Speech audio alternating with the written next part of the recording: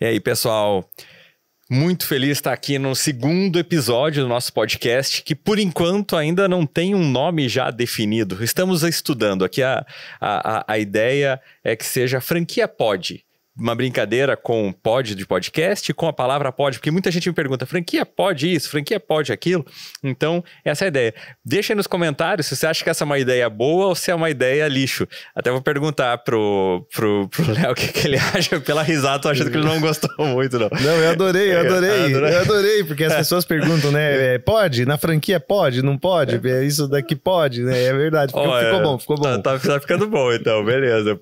A Nicole e o Roberto gostaram também, então... Mas se você não gostar, coloca aí nos comentários pra gente saber. A minha risada é pela criatividade, eu achei legal.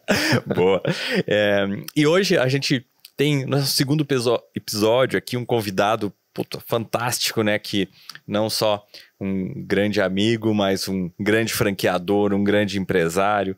Então, apesar de dispensar apresentações, porque ele já é um cara que ficou muito famoso aí no franchising, né? Rapidamente, se porventura você ainda não conhece o Leonardo Paixão, ele é um dos sócios fundadores da Influx, já ganhou o prêmio de franqueador do ano, que é o prêmio máximo do franchise. A gente vai falar um pouco sobre isso, como que ganham esse prêmio máximo do franchise, e fora uma série de premiações que tem lá na sede da Influx, né? E ele vai contar um pouquinho da trajetória, como que foi, né? Começar esse negócio, chegar a esse título, chegar a essa rede, que é uma das grandes redes de franquias do país, e até a novidade aí também que tem a nova marca, né, de café que está expandindo. Beleza? Então, Leonardo, muito obrigado pela tua participação, por ter aceito o convite, né, com todo o planejamento, com uma programação tão antecipada. Tive que tirar o cara ali, já tava correndo para um lado, vem pro estúdio. Então, cara, muito obrigado aí por essa disponibilidade, essa parceria. Realmente a gente vê aí a amizade, né, para resolver. É muito legal, muito bom estar aqui com você, cara. E vamos lá, fala de você e já fala da Influx e vamos avançar na nossa conversa aqui no Franquia Pod. Legal. Eu gostei do nome, de verdade. Oh, que legal. Gostei demais.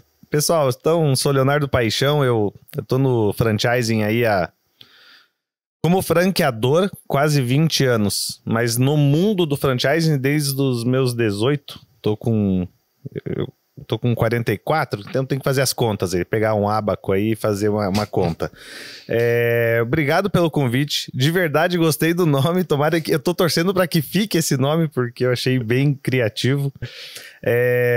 De fato, você fez um convite um pouco às pressas, faltando 1h30 para começar a gravação, mas pelo bem do franchising e pela amizade que a gente tem, eu largo tudo lá e da franqueadora e venho correndo pra gente fazer a coisa acontecer. Obrigado né? Mesmo. Eu, moleque, fui morar fora, né, do país, nos Estados Unidos. Né, eu venho de uma família que meus pais enviaram os 4 filhos para fora do país quando fizeram 16 anos. Uma família de classe média, nada empreendedora, mas com essa ideia fixa de que os filhos aos 16 anos tinham que sair do país e ter uma experiência fora. Eu tenho um irmão mais velho que foi para o Canadá e eu fui para os Estados Unidos. Nesse ano que eu morei nos Estados Unidos, eu aprendi muito. Eu retirava neve para fazer um dinheirinho, e quando não tinha neve eu era ajudante de pintor, mas eu pintava muito mal, acho que o pessoal me contratava ali mais porque vamos ajudar esse intercambista aí, coitado, mas eu era muito ruim. Agora, para tirar neve não tinha concorrência, né? Então, desde pequeno eu queria saber onde é que eu posso pisar aí que não tem concorrência, e a menos 20 graus você não tem concorrente mesmo, né? Então era eu, o Mapá e os americanos todos dentro de casa, né, confinados, porque não tinha o que fazer a menos 20 graus lá fora. Então era assim que eu fazia a minha vida. Estudei numa escola americana, morei numa família americana, e assim que eu aprendi inglês. Na volta para o Brasil, eu comecei a trabalhar com hotelaria, não me adaptei muito, né? Um moleque de 18 anos trabalhando sábado, domingo, feriado, Natal, Ano Novo, não funcionou muito bem para mim, os meus amigos tudo saindo e eu tendo que trabalhar o tempo todo. Até que uma rede de franquia usava esse hotel para fazer reuniões entre os franqueados. Então eles alugavam a sala do hotel e eles iam para esse hotel para fazer reuniões. E eu recepcionava esses... Era aqui em Curitiba? Era aqui em Curitiba, no Hotel Lison. O hotel tá aí até hoje. E eu recepcionava esses franqueados dessa rede, muitas vezes em inglês, porque como era uma rede de franquia de escola de inglês, então muitos dos franqueados falavam inglês e chegavam falando inglês lá e eu Mas retrocava. era uma iniciativa tua, não era... não pediram pra você fazer isso? Não, porque era uma reunião de franqueados de escola de idiomas. Eu falei, vamos lá, né? Vamos praticar aqui e tudo mais. Então, não era algo combinado, mas até que um dia um dos franqueados, né, me convidou para fazer um teste para sair do hotel e virar um professor de inglês, porque ele estava desesperado atrás de um professor de inglês para a franquia dele. Foi aí que eu pensei, olha, não quero mais isso aqui para mim, não quero hotel, não quero mais essa loucura de hotel, vou tentar, né? Fiz o teste, passei no escrito, passei no oral, na entrevista, comecei a assistir aula de outros professores e entrei para uma franquia muito interessante porque eles tinham todos os processos e não deixavam você fazer aquilo que você queria. Mais tarde eu percebi que isso era uma qualidade do franqueado e não necessariamente da franqueadora. Como a franqueadora não entregava nada, o franqueado achava seus meios de fazer da equipe dele, sim, uma equipe forte. Bom, assim que eu entrei no franchising, entrei como um professor de inglês de uma franquia, de uma rede, uma franquia de uma rede de franquias. Não sei se eu continuo contando a história, mas esse foi o meu início. Não, perfeito. Eu acho que é muito legal isso, né? Nesse momento de bate-papo aqui, a gente saber disso, porque até uma coisa que eu estava conversando com o Roberto e com a Nicole antes, né? Às vezes a gente vê assim, puxa, tá lá, né, cara? Prêmios e rede grande, não sei o quê, e mega convenções. E como começou? Parece que brotou, né, do nada. E não é, né? Tem uma história que vem lá atrás. Então é muito legal. E depois aí dessa tua experiência como professor de uma unidade, como que você passou para empreendedor? Então, aí eu comecei a dar aula de inglês e eu comecei no começo foi muito difícil, né? Logicamente, eu com 18 anos dando aula para adultos que testavam você, eu não tinha muito... Eu aprendi inglês gramaticalmente falando, pedagogicamente falando, era muito escasso porque eu aprendi na rua, aprendi na escola, aprendi na família, eu não tinha base gramatical, uma formação acadêmica. Exato, não tinha, né? Então era bastante complicado porque os alunos aqui me testavam muitas vezes, mas eu fui ganhando confiança, eu tinha uma franquia por trás muito legal, pedagogicamente falando, que me ensinava muito, né, e tal. Só que chegou um ponto que os franqueados, os donos dessa unidade onde eu era o professor deles, eu era um funcionário, eu comecei a perceber que eles não iam ficar só numa franquia. Não era a característica deles.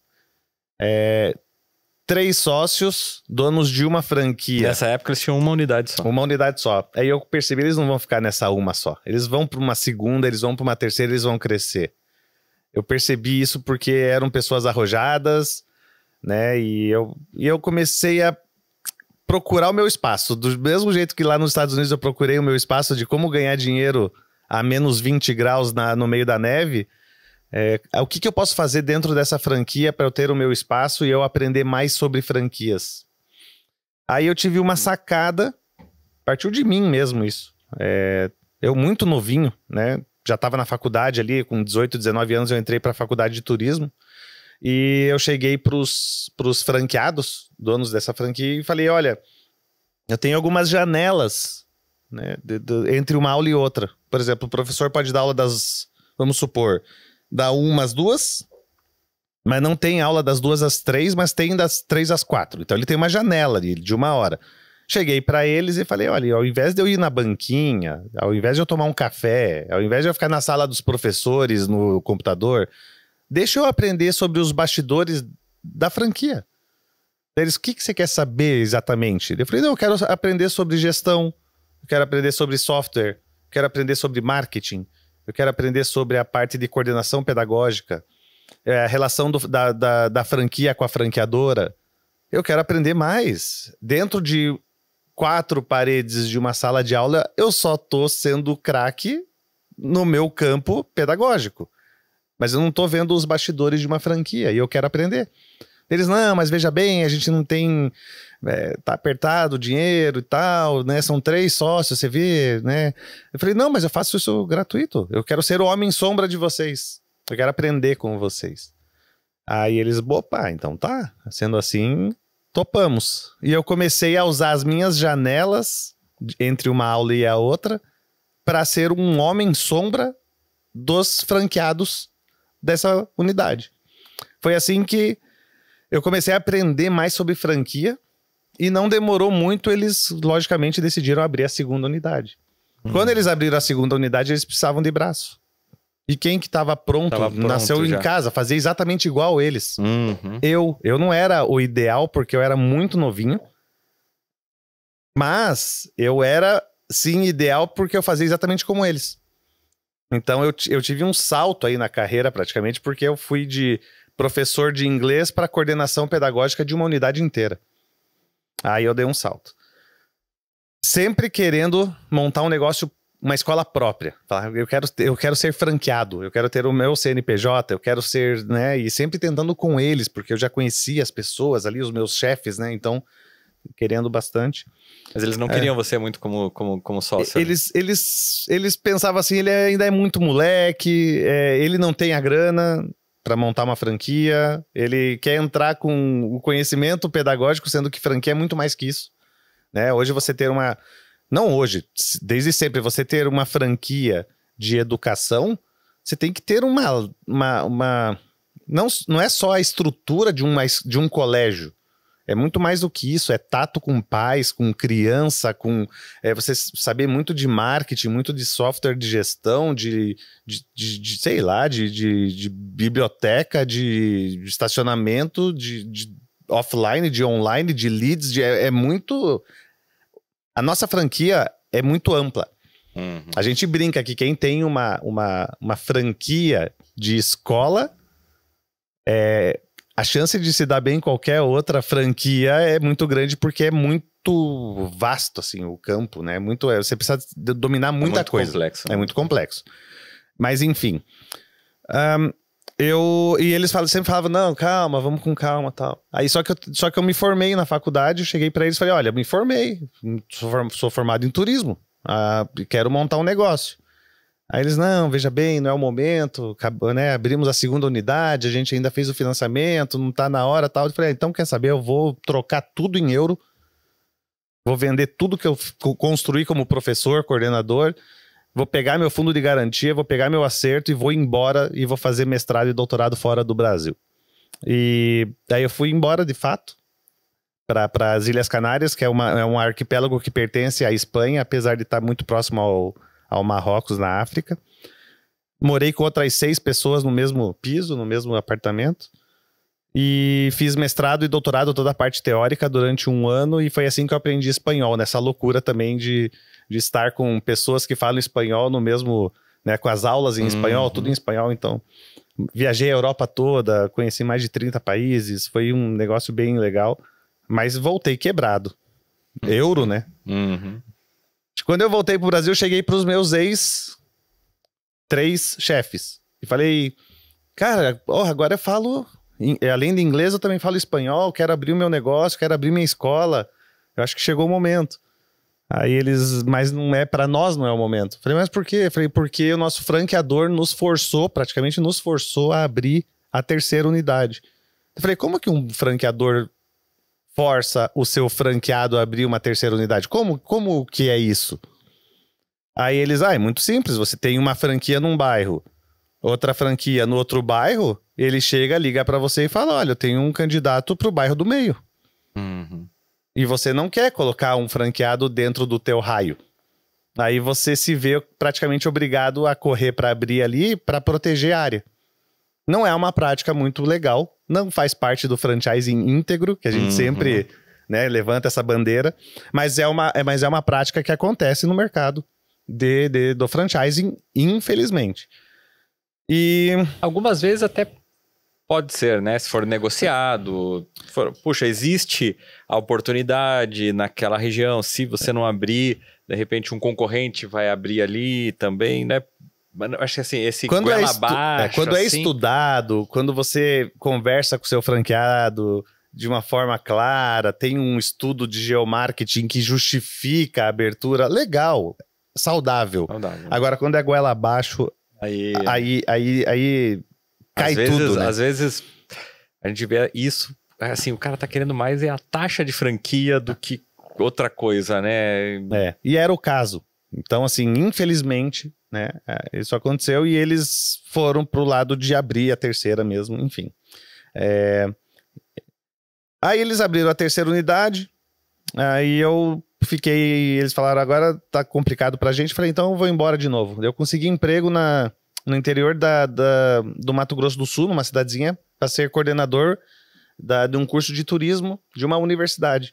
Morava na parte dos fundos da universidade, estava quebrado, precisava erguer dinheiro, pagar a dívida, que eu tinha feito tudo lá na Europa.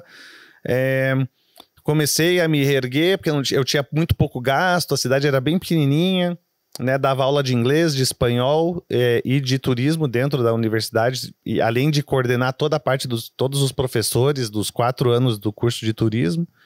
Mas enfim, 6 meses depois eu recebo uma ligação. Era um dos 3 ex-chefes falando, Leonardo, onde é que você tá? Paixão, né? Mais paixão, né? Paixão, onde é que você tá? Falei, tô numa cidadezinha aqui no interior do Mato Grosso do Sul. O que você tá fazendo aí? Tô coordenando um curso de turismo aqui e tal, assim, assado. Que bacana. Precisamos que você volte pra Curitiba. Por quê? Falei, porque a gente tá quebrando. Falei, como é que vocês estão quebrando? Vocês têm 3 franquias, 3 bairros bons de Curitiba, muito bons. Vocês estão com entre 1.500 e 2.000 alunos, sempre fizeram a coisa certa. Não tô entendendo. Falei, não, desculpa, não é a gente que tá quebrando, é a franqueadora. 220 franquias. Nossa Senhora. O franqueador a gente já tá sabendo que tá planejando ir embora do Brasil. E a franqueadora tá de fato quebrando e já tem alguns oficiais de justiça pelo Brasil batendo de porta em porta das franquias, dizendo que tem 72 horas, uma semana para descaracterizar tudo. O franqueado não pode mais daí usar as cores, metodologia, fachada, ele vai ter que descaracterizar tudo. E isso daí, quando a franqueadora quebra, leva muito franqueado junto, né? A franquia depende do seu franqueador, né? Como o seu franqueador também depende da sua franquia. Uhum. Então, a gente se viu numa sinuca de bico, né? Daí eu cheguei pra diretora da universidade e falei, eu tô indo embora. Ele falou, como assim tá indo embora? Eu dobro o teu salário. Dobrou meu salário. Na hora. Eu falei, puxa vida, agora? Pô, podia ter dobrado antes. Antes, né? Porque agora, né? Aí eu falei, porque onde é que eu vou conseguir alguém que fala inglês e espanhol? Que são 2 matérias que fazem parte da grade do curso de turismo. Alguém que seja mestre em turismo, doutorando em turismo e que se prontifique a morar ainda num quartinho aqui do fundo da universidade, né? Por isso é mais fácil eu pagar mais você do que ir atrás de alguém que não vai ter nessa cidade. Eu vou ter que procurar fora da cidade. Daí eu falei, não, mas eu vou em busca de um sonho. E daí ela falou, bom, já entendi, não vou conseguir te segurar. Só me conte qual que é o sonho, né? Falei, cara, não sonhei ainda. Eu volto pra Curitiba. Quando eu sonhar, eu te ligo e conto qual que é o sonho. Mas a grande verdade é que eu voltei por causa das pessoas. Eu já tinha trabalhado, conhecia as pessoas envolvidas. Então só que não estava claro o porquê de fato eu estava voltando. Eu sei a história, né? A franqueadora tá quebrando, tá levando os franqueados junto. O franqueado tem que achar uma solução, né? Que pode ser várias, que eu não sei qual, né? Aí eu voltei com um patamar diferente de ser do que um professor de inglês ou um coordenador pedagógico. Eu voltei já num patamar diferente porque eu eu vim compor um exército de guerra junto ali do front para achar uma solução para salvar 3 franquias, né? E foi aí que a gente se reuniu os 4. E aqui é o marco zero da Influx. Desse turbilhão de uma quebra de uma franqueadora antiga, e a gente tendo que achar uma solução para salvar o nosso negócio. A gente não montou uma franqueadora a princípio para ser uma grande rede de franquias renomada, premiada, não. Foi dentro de uma guerra sangrenta que a gente precisava achar a solução para salvar os nossos soldados. Caramba, simples cara, assim. Legal, hein? Muito. Como que é interessante, né? Às vezes a gente tem uma visão meio romântica, né? Das coisas, do negócio, de empreender, e o dia a dia ali é que faz, sabe, que forja, né? O negócio, a força da marca. E daí, e é legal a gente ter assim bem claro, né? Qual que é o momento de origem, né? De uma marca que hoje a gente vê tão grande. E nesse momento daí você já era sócio, não? Então, o acordo que a gente fez, porque a marca antiga, ela realmente quebrou. Não tá mais no mercado mesmo. Foi uma das maiores franquias de idiomas do país e quebrou. Por que ela quebrou? São vários os motivos. Eu vou falar alguns. Um franqueador centralizador, sem sócios, quer dizer, só ele era o manda-chuva, ele fazia tudo. Uma metodologia de 10 anos sem nenhum tipo de renovação. É como se nos dias de hoje você aprendesse numa sala de aula a falar máquina de escrever, sei lá, lan house, sei lá, algo assim. Quer dizer, você via isso na metodologia, quer dizer, não é uma metodologia que veio sendo dinâmica o suficiente de ser atualizada, né, constantemente, não ficou no tempo. Esse foi um grave erro. E também por ter sido, na sua origem, uma prática de plágio de metodologia, de nome, de cores, que daí ela sofreu uma ação, né? Não vou colocar nomes aqui, mas uma gigante bilionária do nosso setor entrou com um processo e 10 anos depois ganhou esse processo. E foi daí a gota da água, foi o que fechou, selou mesmo a quebra e trouxe toda uma rede pro buraco. Então eu contei acho que 3 aí motivos, mas tem muitos outros, né? É o tipo do franqueador que faz todo um teatro para vender franquia, quer dizer, vai chegar o candidato no aeroporto, ele aluga uma BMW, aluga uma limousine para impressionar, naquele primeiro momento assina contrato e depois larga ele lá e não entrega mais nada. Tem esses teatros, né, para assinar contrato. Então o cara pega a coffee assim, mas ele já quer assinar o contrato, né? Aí assina o coffee retroativo, faz aqueles cambalachos tudo todos contra o franchise íntegro, né? Integridade ali. Integridade zero. Mas enfim, aí tem a quebra, tem a consequência disso, né? E até essa questão de plágio é interessante, né? Você colocar aí, cara, que, né, às vezes parece que é tudo uma bagunça, todo mundo copia, mas uma hora a conta chega, né? Até já fica o recado aí pra quem, né, copia, né? Tem gente que copia o nosso curso, tem gente que copia a Colorido que estava aqui, tem gente que copia, né, coisas da Influx. Então, cara, né, dá para ser criativo, dá para desenvolver, dá mais trabalho, é mais caro, mas é o jeito certo, né, com integridade, né, realmente ficar copiando. É legal um exemplo que a gente mostra viveu que, cara, na prática ali. O que é copiar e sofrer por isso. Teve consequências e drásticas. Né? Teve, e merecido. Merecido, porque né? Foi mesmo, de fato, correto. Né? Se realmente, né, copiou, acho que merecido. Foi merecido, né? E aí, por que daí eu venho como sócio? Porque eu não tinha dinheiro nenhum, tava me reerguendo lá na cidadezinha e tal. E eles chegaram, os 3 sócios chegaram. A gente quer que você seja o 4º sócio, mas a gente sabe que você também não tem o aporte. Então a coisa é muito simples, você entra com a tua participação, você compra com uma metodologia própria, você cria um método de inglês que funcione e vai brigar com os bilionários. São 2 grandes bilionários no nosso setor, né? Acho que todo mundo aí conhece.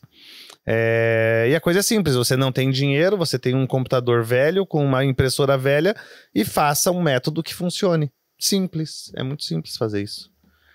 Caiu no meu colo isso, né? E aí começou a luta pra gente desenvolver a metodologia. E a minha metodologia, quer dizer, o meu trabalho de desenvolver a metodologia comprou uma participação de uma franqueadora que não existia. Então, eu nasci do zero como franqueador, junto com eles, numa sociedade que, na verdade, meses depois, quebrou. Quebrou porque a gente nadou. Chegou um momento que a gente tinha que pagar a gráfica, pagar a gravação, pagar os americanos para fazer o áudio, toda a parte da mudança de bandeira, todas as fachadas, as cadeiras, tudo. Imagine, tudo tinha que trocar de bandeira para uma marca nova, registro de marca, né, a própria formatação da franquia, tudo que a gente, né, toda a parte jurídica de conta, porque a gente decidiu ser franqueadora desde o início, desde o zero, né? E então a gente começou nós do zero, sozinho, fazendo tudo. E por que vocês não pensaram ali, decidiram já começar como franqueadores, ou por que não, vamos virar agora franqueados de outra rede, ou vamos ter só a nossa escola sozinha? Por que essa decisão estratégica que vocês discutiram bastante, né? E chegou à conclusão que ser um franqueador, ser uma franqueadora era o melhor caminho? Bom, primeiro que a gente não queria entrar nesse... Não queria correr o risco de passar pelo processo de mudança de bandeira novamente. Por exemplo, a gente vai para uma outra bandeira de uma outra marca. A gente viu uma franqueadora gigante quebrando. E quem nos protege ao ponto de saber que a gente vai para uma outra marca, essa marca não vai quebrar também. Então a gente não queria correr esse risco novamente. Outra coisa, às vezes as pessoas acham que foi um tiro no escuro, vamos brigar com os bilionários e tudo mais, mas não, a grande realidade é que não foi tão no escuro assim. Por quê? Porque nós éramos ali, eu falo nós, eu não era o franqueado porque eu era um funcionário deles, tá? Mas vamos colocar como nós ali, eu junto do time, né? A gente sempre fez um trabalho como franqueado estupendo, assim. Nós sempre fomos franqueados excelentes dentro da rede. Então a gente sabia que se a gente trouxesse uma solução interessante para o mercado, como aquela franquia estava quebrando, o mar estava cheio de franqueado lutando pela sobrevivência. E a gente sabia que a gente poderia puxar para o barco alguns de elite. Tanto é que o nosso crescimento no início ele foi exponencial. Por quê? Porque a gente pegou e foi escolhendo, respeitando o raio, respeitando, né, o geomarketing ali, bem mapeado, desde o princípio. Então, não foi um tiro totalmente assim no escuro, né? A gente tinha essa noção de que a gente podia crescer como rede já, porque a gente estava vendo pegando esse povo que estava sem solução para o negócio deles. Então a gente falou assim, quer saber? Vamos ser franqueadora. E vamos fazer o contrário do que a gente viu ali o franqueador fazendo. Entendeu? Então a gente já nasceu franqueadora.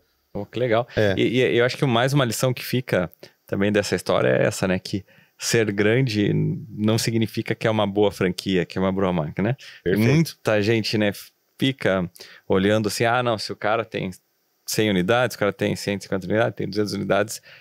é porque é bom, né? E muitas vezes não é, essa aí é uma prova, e a gente já viu muitas redes, né?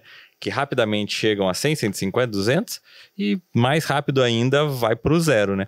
E isso é uma coisa que acontece muito, então é importante, tanto quem quer comprar uma franquia, não se iludir só pelo número, e quem quer ser um franqueador também não, eu vou fazer tudo igualzinho àquele lá porque ele é grande. E às vezes o cara tá fazendo coisa muito errada ali. Excelente, exatamente isso. E a gente começou aí eu entrei como sócio, então eu desenvolvi a metodologia, né? Fiquei trabalhando muito para desenvolver a metodologia. Eu e o Ricardo, nós somos os autores da metodologia de inglês e eu sou o autor da metodologia de espanhol. Então a gente ensina esses dois idiomas. E foi essas duas metodologias que eu criei que compraram a minha participação e agora eu entro como franqueador. Na época, eu fui eleito eleito, não, foi constatado mesmo, que eu era o franqueador mais jovem do Brasil. Que legal. Hoje... Essa aí eu não sabia, hein, cara? Olha só. Eu me tornei franqueador com 25 anos, na época, há 20 anos atrás. É que hoje tem muita startup. Hoje mudou. Você vê franqueador com, sei lá, 16 anos, já tem um... né? Mas há 20 anos atrás, eu era considerado o franqueador mais jovem do Brasil, associado à BF mesmo, né? Que a gente se associou à BF já desde o início. Enfim, a gente começou a crescer, ter resultado. Essa virada foi um negócio de louco. Como eu falei, a gente quebrou ali no início. A gente quase, por muito pouco que a gente não nada e morre antes de chegar na areia. A gente foi salvo por um franqueado que comprou a nossa ideia, mudou bandeira e comprou material didático para um ano, sem precisar retirar esse material. Ele só ia retirando conforme a necessidade. Foi isso que nos salvou. Ele comprou à vista material a mais, muito a mais do que aquilo que ele precisava. Então, esse franqueado tá com a gente até hoje, tem 3 franquias nossas, e legal, toda vez que eu olho para ele, eu falo, cara, você salvou minha vida, você salvou a história de uma franqueadora de sucesso, por causa de uma única atitude, né? Incrível, teve um mérito nosso, logicamente, de saber compartilhar o sonho, né? E mostrar que a gente estava muito engajado e convicto de um caminho correto, certo e promissor.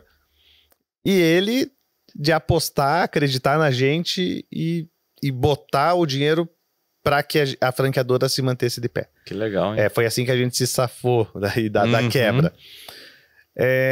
E aí a gente começou a crescer. A mudança de bandeira ali naquele momento, a gente tinha um mês para fazer tudo, então era pintar tudo, trocar fachada, convencer os alunos a ficarem com uma marca que não existia, até, né, falar com os professores, fazer treinamento de venda, manter essa galera com a gente, esses professores, quer dizer, foi uma loucura. A gente teve 30 dias para fazer tudo. A franqueadora funcionar e as franquias mudarem de bandeira, fazer treinamento de um método novo e convencer os alunos a ficarem com a gente. Eles falam, mas quem diz que esse método funciona? Ninguém diz. Ninguém nunca estudou. A gente teve uma turma piloto só. E foi para fazer os ajustes do método. Então, aí entra o poder da venda mesmo, de você acreditar naquilo e falar, eu tô trazendo a melhor franquia do país no meu segmento. E você acreditar nisso, daí você forma um exército que também acredita. Aí a força divina vem, Deus compra e te manda uma energia tão linda, tão bonita, que todo mundo... A gente nem sabe se o método... A gente nem testou o método tão profundamente. Mas com todo mundo acreditando que... Trabalhando para isso. Trabalhando para isso, acaba que ele sim é o melhor. Porque a gente faz ele ser... A gente faz ele ser o melhor, entendeu? Enfim, a gente começou a crescer como franquia, a BF ajudou bastante, né? A Sebrae ajudou bastante, e a gente foi crescendo. Chegamos às 10 unidades, 20 unidades, 30 unidades, daí a gente já teve que investir na franqueadora. Eu era o único funcionário da franqueadora, porque meus sócios cuidavam das unidades, né? Que viraram daí unidades próprias, né? E eu era o único funcionário. Por um ano, a franqueadora só teve um funcionário, que fui eu mesmo. Né? Salário de R$800, eu lembro, e mais 200 de VT. Eu ganhava R$1.000 já com transporte e alimentação incluso, junto ainda. Enfim. E você tocava sozinho, tudo. Olha, no meu método, né, que você conhece, porque eu falo 2 pessoas para começar, tá folgado, porque você fazia com uma só, né? Você colocou o dobro de pessoas que pode... na verdade, né? Fui sozinho. Olha só. Sozinho. E a gente não tinha ainda pedidos extraordinários para transportadora parar, pegar o pedido, jogar pro Brasil todo. Não, eu ia no correio sozinho.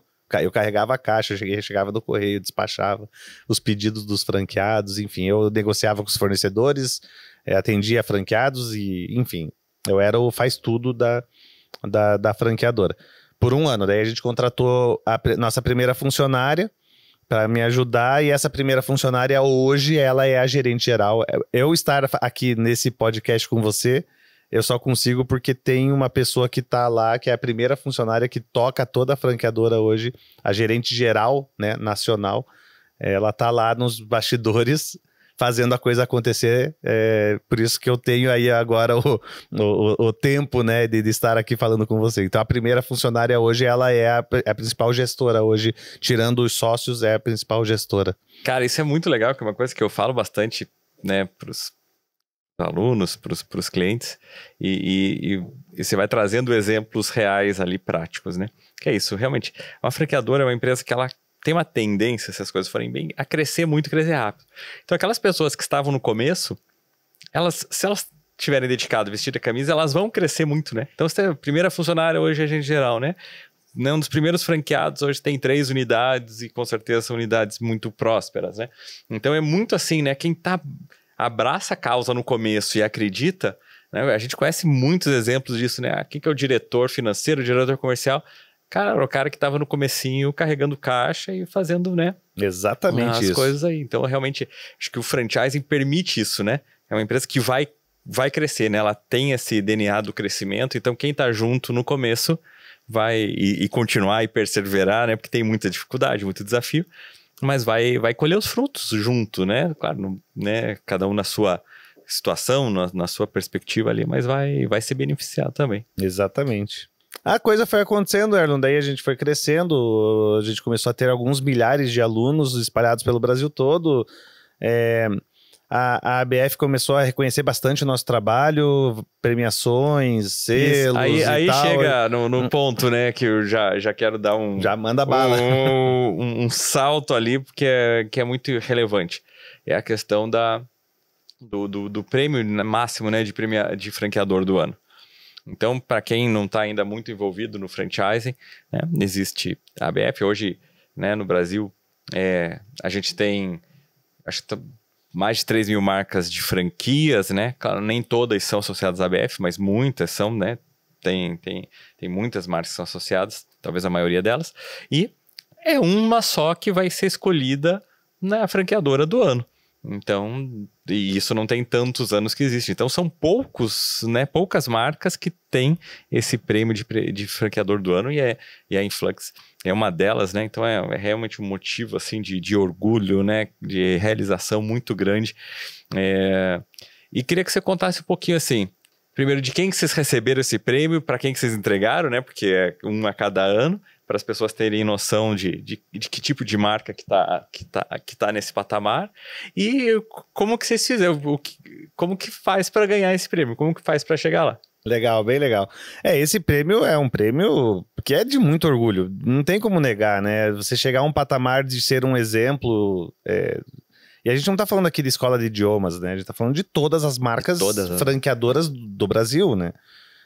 E você ser escolhida a franqueadora do ano, que é uma marca por ano, dentro de 3 mil associados, acho que são hoje, né? Na época, talvez umas 2.500, talvez, não sei exatamente o número, né? Mas de todas elas, daí umas 600 recebem o selo de excelência, das 600 em 3 categorias, cada categoria tem um destaque do franchising, que a gente tem 9 destaques nas 3 categorias diferentes, e todas essas marcas envolvidas no selo de excelência, uma só ganha o franqueador do ano, e a gente, né, antes da gente, quem passou o bastão pra gente foi IG Piscinas.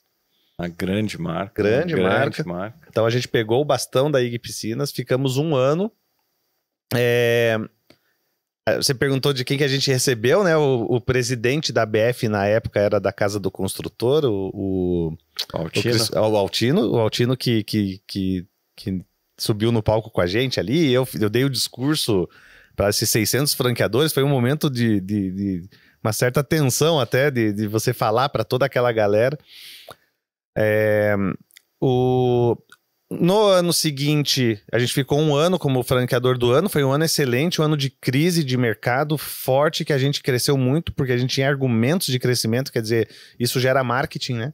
Já volto para como você conseguir esse prêmio, tá? Pessoal que me contrata nas mentorias, palestras e tudo para eu justamente falar, cara, o que que eu devo fazer para chegar nesse patamar, né? Então é muito comum, é muito legal isso. E eu passei pro McDonald's, o bastão. Aí eu não sei exatamente a ordem, mas acho que McDonald's, se eu não me engano, passou para Divino Fogão, se eu não me engano. Depois Boticário. Aí teve algumas grandes marcas aí. Hoje tá na Jin, que é comida asiática, né? Mas teve algumas aí algumas marcas, algumas poucas marcas aí mas são grandes marcas, né? Você pega lá, Boticário, McDonald's e tal, IG Piscinas, essas marcas aí, né, gigantes aí do franchising. Aí as pessoas realmente perguntam assim, tá, e como que eu faço pra minha marca? Porque é lógico que é legal você receber o troféu, você ser reconhecido, você chegar no topo do franchising brasileiro, lógico que é legal. Mas aí você tem que tomar um certo cuidado para não cair na zona de conforto, porque isso tem um reflexo dentro da rede. É o franqueado falando assim, agora subiu na cabeça do franqueador, tá se achando o melhor do mundo e tem coisas a melhorar na rede, né? Precisamos correr atrás, então você não pode cair numa zona de conforto. Então esse é um perigo, né? E a outra coisa é que você só ganha um prêmio desse se você tiver uma altíssima nota da satisfação do franqueado, porque toda a pesquisa feita pela ABF e pela revista Pequenas Empresas Grandes Negócios, ela é feita diretamente com o seu franqueado. A franqueadora não tem acesso, ela só tem acesso depois da premiação, do que foi respondido. Mas antes não. Vai direto pro e-mail do franqueado, eles ligam diretamente pro telefone do franqueado, que eles pegam através do banco de dados que a franqueadora disponibiliza para a ABF e para a revista. São dois prêmios diferentes, né? A da Pequenas Empresas, o anuário de franquia e o selo de excelência. E o que puxa para cima a tua nota para que você consiga chegar nesse prêmio? É a satisfação do franqueado. Porque aí ele está respondendo o questionário. Então, a pergunta não deve ser como que eu consigo chegar ao ponto de receber um prêmio máximo do franchising? A pergunta tem que ser, o que vocês fazem para manter a satisfação do seu franqueado lá em cima? São perguntas totalmente diferentes. Totalmente diferentes. Né? Quando você me pergunta o que você faz para receber o prêmio máximo do franchising, eu sempre respondo, é muito fácil essa resposta. É muito fácil. Eu respondo isso em poucas palavras. Mantendo o teu franqueado satisfeito. Pronto. Simples. Agora, se você vem com a pergunta, e como que eu mantenho o meu franqueado satisfeito? Meu amigo, aí sim a gente tá num patamar diferente de conversa. Deu para entender? Perfeito, né? Muito legal, muito legal. Esse é um enfoque, esse que é a essência, que deve ser mesmo, né? Franqueador, na nossa linha, né, que a gente defende, né, do franchising íntegro, é isso. Tem que ter a preocupação com a satisfação do franqueado, né? Não faz sentido uma franqueadora que não tenha isso como seu ponto principal. E até aproveitar, fazer um ganchinho rápido, esse movimento, né, cara, que a gente, né, com muita felicidade, muito orgulho aí, lançou a bandeira, criou, né, o franchise íntegro. Até já fica o convite para acompanhar a gente no Instagram, franchise íntegro, né? E tem um grupo no WhatsApp também, então uma discussão realmente que a gente vê isso, como em todo mercado, em todo segmento, tem quem está trabalhando sério, com compromisso, e tem gente que está trabalhando de uma maneira meio, né, fora das boas práticas aí do segmento. Então a gente teve essa preocupação, né? A gente vinha conversando há muito tempo sobre, puxa, tá acontecendo algumas coisas estranhas no franchise, então... E parece que ninguém tá falando nada, então vamos começar a falar disso, né? E foi muito legal a repercussão que a gente teve, né? Então muita gente vindo junto, levantando essa bandeira também com essa sensação de que, puxa, a gente precisa defender o franchise, né? Para o franchise continuar existindo, a gente precisa ter uma série de de compromissos, né, de seriedade com os franqueados para que isso funcione bem. Então, fica já fazendo só esse parênteses, né, porque é isso, além de franchise, não é só como que é? Também, de novo, né, uma coisa romântica, é aquilo dá resultado, porque vocês, né, a Influx executando na prática, na íntegra, né, muitos o nosso manifesto do franchise íntegro, né, vem muito, né, a criação, né, vem muito da sua inspiração, da sua referência do que vocês faziam já na Influx. Então, e o resultado disso, que às vezes você atuar com integridade, você vai chegar a ter prêmios, talvez não necessariamente vai ganhar o franqueador do ano, porque, né, é limitado, né, matematicamente, né, a gente pode ter muitas franqueadoras excelentes, com integridade, mas não dá para todo mundo ganhar o prêmio, porque é um só. Mas, com certeza, você vai ganhar outros prêmios, vai ganhar prêmio de excelência, destaque, isso vai gerar resultado financeiro, vai gerar mais venda de franquia e o crescimento da sua marca. Então, eu só queria pontuar isso. E daí já vou aproveitar, cara, como você falou da questão, né? Que agora você está com tempo, você consegue ter um tempo para vir para cá, e, enfim, para outras atividades, daí já surgiu uma outra marca, né? Então eu queria aproveitar aqui e fazer um gancho para duas perguntas, né? Uma, puxa, mas uma empresa desse tamanho, uma rede dessa estrutura, como que você conseguiu... Você consegue ter tempo, consegue ter tranquilidade para que ela vá funcionando lá, né? Essa é uma primeira pergunta. Que movimento que vocês fizeram? Enfim, como que a coisa funciona? E depois já vou engatar, a gente já engata o papo na sua segunda marca. Legal, ótimo. Quando a gente estava chegando muito próximo a 200 franquias, a gente estava com 15 anos de existência, 15 para 16 ali. Os 4 sócios se reuniram e a gente, né, nessa reunião, a gente achou que a gente tinha que profissionalizar mais a nossa franqueadora. A gente conseguia, do jeito que estava, chegar até um patamar. E esse patamar era 200 franquias mesmo. 156, 160 abertas e 40 por vir. Até esse número deu.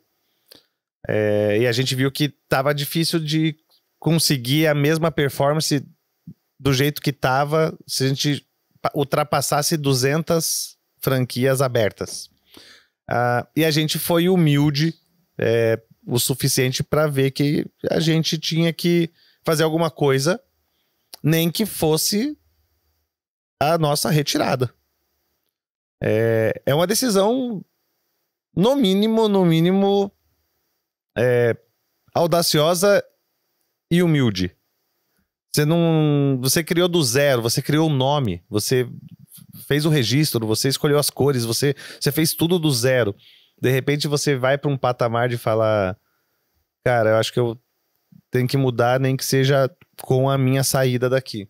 É bonito, eu vejo isso como bonito, muito bonito. Tem que ter maturidade para você chegar num papo desse. E a gente decidiu, então, pegar uma assessoria jurídica para compor o conselho administrativo da franqueadora. Vou dar um exemplo, tá? Um exemplo meu mesmo. Não vou nem falar dos meus sócios, vou falar de mim.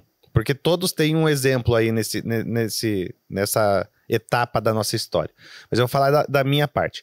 Eu era um professor de inglês, criador da metodologia, que por consequências da vida e da franqueadora, daquela loucura de você criar a marca do zero, eu caí na parte administrativa financeira. Porque eu era sozinho, era o único funcionário e era aquilo que eu tinha que cuidar das finanças, fazer acordos e abrir conta e cuidar da conta e pagar a conta e cobrar franqueado. E eu caí nesse mundo financeiro. Cara, eu sou professor de inglês. Fiz o método. Eu nunca estudei. Eu passei, na verdade, em economia na Federal. Mas fiz 6 meses. No primeira greve da Federal, não voltei mais. Eu me formei em turismo. Eu sou formado em turismo, mestrado, doutorado em turismo, nada a ver. E eu cuidando de uma rede de franquias, de 200 franquias, que aí já faturava alguns milhões, já estava, né, grande, já, né, com grandes prêmios e um patamar bom, né? Bom para ser, né? Vamos ser humilde aqui. Mas assim, eu não tinha formação, eu não tinha cacife. Eu tinha que ter alguém, diretor financeiro de marca do mercado forte para tocar esse departamento. Não podia ser mais eu. E eu era eu tive essa humildade de falar, cara, é real. Não pode ser eu o diretor financeiro dessa holding. Já era uma holding, já. Uhum. E os meus sócios também. Cada um tem um departamento ali e todos eles abraçaram a causa. Mas até um ponto chega uma hora que você fala, não. Pra gente voar mais alto, a gente vai precisar de ajuda de pessoas ou internas ou trazer, quem sabe, até do mercado. E aí a gente subiu, os 4 subiram de patamar, assim, constituímos o conselho administrativo, os 4 subiram, e aí a gente compôs uma diretoria. São 7 diretores de departamentos diferentes hoje na franqueadora. A gente tem o diretor, o diretor financeiro, diretor de marketing, diretor de expansão, diretor pedagógico, diretor comercial, entendeu? Tem vários, são 7 diretores diferentes.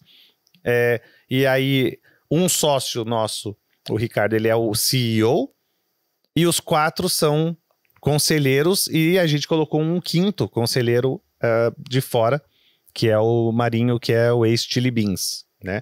Então a gente fez esse mapa, e o Ricardo, ele tem uma dupla cadeira, ele é o CEO junto com o conselho. Então é ele que é o cara que a gente cobra. A gente, como conselho, cobra o CEO. O CEO tem que fazer acontecer. Legal, mas o Ricardo fica aqui também uma parte, né? Ele é apaixonado pela marca, pelo negócio, pela empresa, né? É o cara certo para estar nessa cadeira mesmo, né? É incrível, assim. Não tirem ele de lá, verdade. E muito inteligente, né? Muito super culto, inteligente, de um coração enorme. Eu sou suspeito porque, cara, ele que me ligou lá pro Cidadezinha e falou, volte para Curitiba que a gente vai criar algo juntos. Então ele me resgatou, né? Ele que me trouxe. Ele que me deu o emprego lá do hotel, né? Então ele que... Aquela história do hotel, dos franqueados que se reuniam e tal. Ele que fez o convite. Você quer sair legal do hotel e dar aula de inglês? Então, o Ricardo ele que me trouxe pro franchise. Ou seja, eu sou suspeito porque a gente é sócio, amigo, e ele... enfim. Mas a gente teve essa conversa e decidimos compor. Quando a gente fez esse movimento... da noite pro dia eu me vi sem tempo. Me vi com tempo. Falei, cara, como assim? Putz, agora quem toma a decisão é a diretoria. Não adianta nada a gente formar uma diretoria e não delegar. Quer dizer, o cara tá lá com salário de diretor, o cara é diretor e não decide nada. Quer dizer, eu vou continuar decidindo as coisas? Não. Tem que saber delegar, tem que acreditar. Às vezes vai errar, mas eu também erro. Erro por erro, todo mundo vai errar. E, cara, deu super certo. Só que eu fiquei com tempo. Aí eu em casa falei, cara, tá tudo funcionando, eu tenho uma diretoria competente. Os assuntos que vêm pro conselho são assuntos que vêm muito pouco, porque a diretoria absorve muita coisa. Eu tô com tempo. Daí a gente... Só que daí teve um assunto que furou a diretoria e chegou no conselho. Que foi pandemia, as escolas todas fechadas, tudo parado, e os franqueados falando, tentem de alguma forma, como franqueadora, dar a oportunidade dos seus franqueados terem uma segunda renda dentro do escopo de escola de inglês. Aí a gente, mas como assim? Trouxemos o assunto para a comissão de franqueados, nós temos a comissão de franqueados, né? Aí, o que pode ser isso? Trazer um método de francês, de mandarim, de italiano. Pô, a gente tem 95% dos alunos de inglês, 5% de espanhol. Você vai trazer italiano, qual vai ser a porcentagem? Vai solucionar alguma coisa? Vai ser 1% de alunos de italiano. O que vai agregar isso na rede? Então, aí começou a discussão. Pandemia, tudo fechado, também tinha tempo. Podia discutir até 3 da madrugada. Foi aí que o conselho decidiu por montar um café.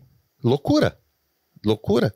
Não temos nenhum tipo de know-how, nada. Mas é uma loucura inteligente, se você parar para ver o contexto geral. Primeiro, um café pequeno, to go, onde o franqueado pode atender o público de fora e o público que ele já tem, que é de alunos e colaboradores. Esse metro quadrado, ele já paga o aluguel. Ele não vai ser um café com aluguel, ele vai ser um café sem aluguel. O que já cai totalmente aí, se você pegar o DRE, muda tudo. Fica lindo. Tira, zera o teu aluguel. Veja como que fica o cenário de retorno de investimento, de tudo. Todo. O break-even e tudo mais. Muda tudo. E outra, e se a gente não pegar fornecedor homologado e a gente criar nossa própria fábrica e criar produtos principalmente americanos e britânicos em inglês? Opa, a gente começou a dar ter uma cultura diferente de marca. Tem que ter o verde, porque a maioria dos cafés vão estar dentro da fachada de uma escola Influx, que é verde. Então a Influx é verde e azul, então a gente vai fazer verde e marrom, marrom do café com o verde, porque o verde não pode tirar. Uhum. E aí a gente começou a compor, o conselho começou a compor isso. E de cara a gente lançou o café, não faz um ano, faz acho que 8 meses, 10 meses, foi no março, acho que abril do ano passado. Então não tem um ano ainda. E a gente tá com 7 franquias. Só que daí a gente tem os desafios disso, né? Tem franqueado do Brasil todo querendo o café, nossos franqueados mesmo, que querem montar o nosso café. A gente já tem o cliente, mas a gente tem o desafio da fábrica, né? Como é que a gente vai mandar congelado daqui pro resto do Brasil todo? Homologar o fornecedor é uma coisa, porque o fornecedor tem que se virar para entregar o pão de queijo, o brownie, o produto. Ele entrega lá direto. No caso nosso, a gente tem a fábrica. Uhum. Nós investimos na fábrica. Então aí é um desafio que a gente até então não... Aí são as coisas que vão surgindo. Né? De acordo com o crescimento. Uhum. Cara, que legal, fantástico, né? Realmente, a visão estratégica, né, que a gente coloca de aproveitar oportunidades, vocês sempre souberam fazer muito, muito bem. E, além disso, você ainda tem tempo para fazer mentoria, né? Como que tá essa tua atividade de mentoria aí, cara? E daí, mesmo assim, porque por mais que a gente tenha trazido aí uma marca de café, uma franquia de café, a diretoria, mesma coisa. A gente vai lá, assina, chancela, faz acontecer tudo, mas chega uma hora que quem faz voar são os colaboradores ali, a diretoria que compra a briga e vai. A gente não tá mais naquele braçal, né? Não tá naquele dia a dia loucura. A gente tem a tomada de decisão, mas uma vez que a decisão foi tomada, a diretoria compra e vai, e a coisa anda. Então... tem que andar, né? A nossa missão como conselheiro é tomada de decisão e cobrança de resultado. É simples assim. E aí eu me vi com o tempo. De novo. Então aí eu falei, não, eu não consigo, eu tenho que fazer alguma coisa. Aí, durante a pandemia, eu desenvolvi uma metodologia própria para eu poder replicar a minha experiência que eu tenho como franqueador em outras franquias. E aí eu percebi que eu poderia fazer a mesma coisa com outras empresas que não são franquias também. E aí eu tô falando de gestão, tô falando de expansão, tô falando de um pouco menos a parte de formatação, não é muito a minha praia. A minha praia é mais aquele pequeno, médio franqueador que precisa de ajuda no dia a dia mesmo. Essa é mais a minha pegada, apesar de aparecer alguma coisa de formatação... Até aparece, mas o que mais aparece mesmo é a parte do pós. O cara que já começou, ou que tá ali começando, ou ele criou tudo, ele formatou, aí ele viu o horizonte, mas tá com receio de pular, porque não sabe se vai pegar voo ou não. Ou aquele que já pulou e fala, cara, eu queria agora algo maior, ou eu quero organizar a casa, ou eu quero... o que vocês fariam aqui nesse caso? Ou... os manuais eu não tenho, você me ajuda a fazer nos moldes da Influx. Tem gente que me procura até para saber realmente quais são os passos para eu manter para eu ter o meu franqueado feliz e assim ganhar prêmios. Tem de tudo. E eu me realizei, porque daí eu comecei a ver várias marcas e outros setores, outras franqueadoras, e aí eu aprendi de outras coisas do franchising que até então eu não tinha acesso. Que você é um privilegiado, porque você já, né, você vai da alimentação para educação, para clínica, para saúde, para tudo, e eu não, eu estava no meu mundo de educação só. E a mentoria fez com que eu abrisse o leque totalmente, e eu me senti, assim, o máximo, né, porque daí você aprende de tudo, né. É muito bom, né, eu realmente adoro, né, eu gosto muito do trabalho que a gente faz, assim, gosto de trabalhar, da relação, né, que a gente tem com os alunos, diversos segmentos, abre a cabeça, né, e como já faz muito tempo, realmente é uma coisa gostosa, né, a gente trabalha, a gente gosta e a gente se diverte. É gostoso. Cara, muito legal, muito legal. Agradeço demais aí a tua participação, cara, nesse nosso começo de projeto aqui do podcast, cara, uma figura, né, realmente muito relevante no franchising, muito relevante aí nos nossos projetos em parceria. A gente vai fazer um outro bate-papo para falar do evento do SDF Summit, né, que realmente está muito legal, muito bom. Vamos fazer também, podemos falar do franchising. A gente poderia também, né? Passar aqui, já passou do dia, já tá anoitecendo, já tá à noite, a gente aqui vai no papo.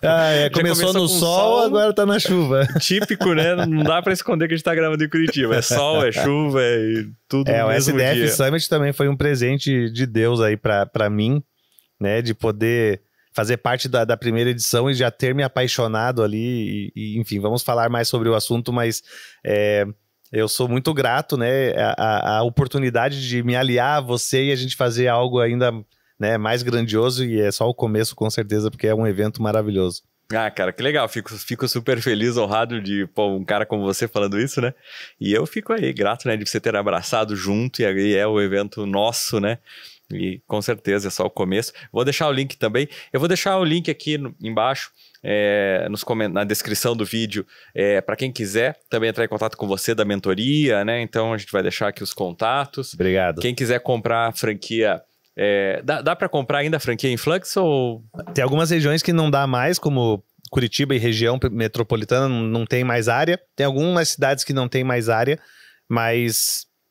a gente internacionalizou, hoje a nossa marca é internacional, estamos em Portugal, vale dizer. Olha que show. Então, a gente tem muitos municípios ainda por abrir, né? E quem sabe aí o pessoal não queira também fora do país, também tem lugar. Então tem oportunidade aí para Influx, com certeza tem. Dá para aproveitar, vamos deixar aqui os contatos para quem quiser aproveitar. E o café também, a gente tem a versão... depois que a gente fez a versão, o modelo de franquia para a escola... Aí a gente decidiu, não, vamos pra rua também. Aí a gente decidiu ir pra rua também, fazer um modelo pequeno, viável. Então o Zing hoje, o Zing Smart Coffee, é franquia comum de rua também. Então, então aí tem mais uma oportunidade, né? Se de repente na tua cidade já não é possível mais colocar uma Influx, quem sabe você pode colocar aí um Zing, um café, né, sem dúvida. Rua. Pô, que legal. Cara, eu vou colocar também aqui o do SDF Summit. Para os ingressos, estão acabando, estão esgotando, então aproveita para participar, com certeza vai valer muito a pena, vai agregar muito aí na tua jornada como franqueador, como franqueadora, como empreendedor.